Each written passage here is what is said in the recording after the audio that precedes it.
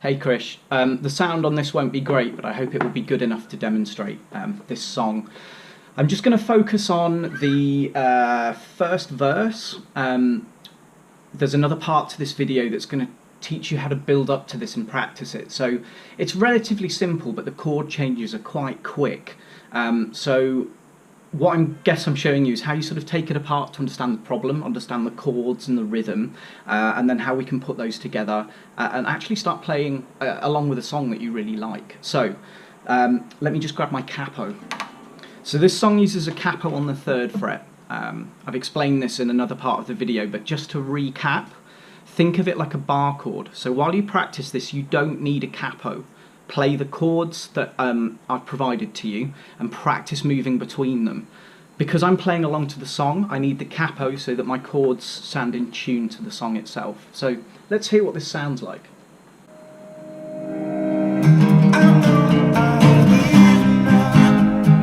C, G, A minor, F.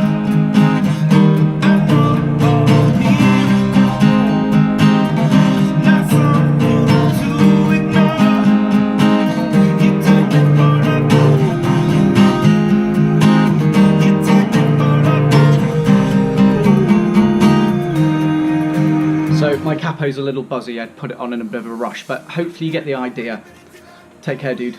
So, first thing I want to talk to you about, on this particular song, there's a hard way to play it and an easy way. So we're going to start with the easier way because I know chords are very new to you. So I don't know if you've seen one of these before, they can look pretty different depending on the brand and stuff you buy. It's called a capo, and what a capo does is it acts like a barred finger. So if I take a C chord,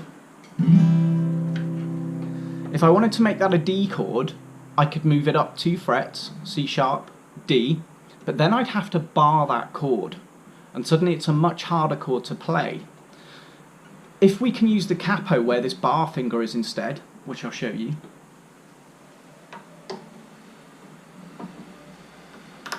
what that allows us to do is kind of think like we've moved our open strings up 2 frets. So instead, I can just play my C chord like I would have down at the open strings, but I'm playing it here instead. It's made my guitar a little bit out of tune, but forgive me for the time being. So, this song is played with a capo on the 3rd fret, but you can practice it by just playing it with open strings. If I can get this capo off. So what we're going to focus on are the chords for the verse. Actually, the same chords are used for the chorus. So, first chord we're going to need to be able to play,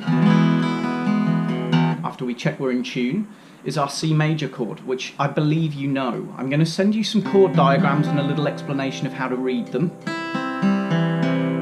So that's our C chord. Hopefully you remember all your caged chords, but I'm not sure. So, 3rd finger, 3rd fret, A string, 2nd finger, 2nd fret, D string, open G string, 1st finger, 1st fret, B string.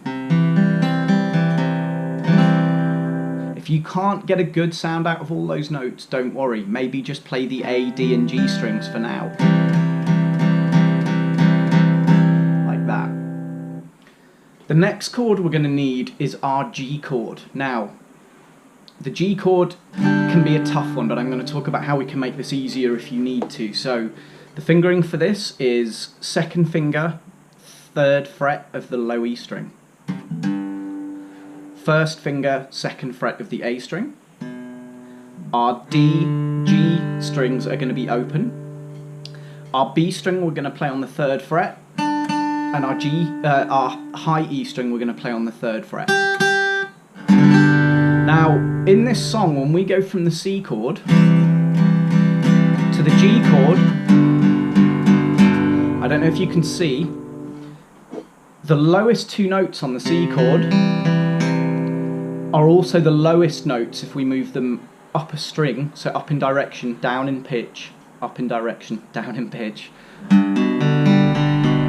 We could just play the E, A, D and G strings to make that chord a little bit easier. So it's just as simple as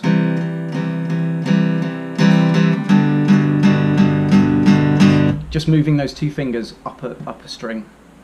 again in direction. So that's our first two chords, C major and G major. The final chord is penultimate chord is an A minor. So for the A minor, we want our first finger on the first fret of the B string. Our second finger is going to be on the second fret of the the D string. And our third finger is going to be on the second fret of the G string. Now play all of the open strings here except the low E.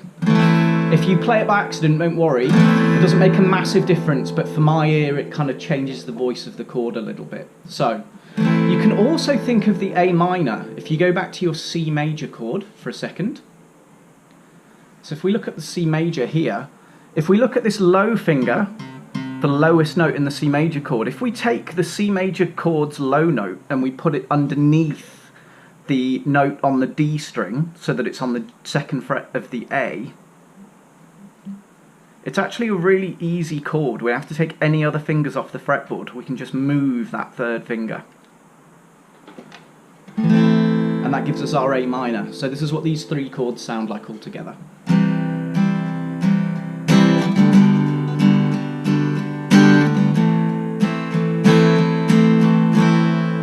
One more time. C, G major, and then A minor,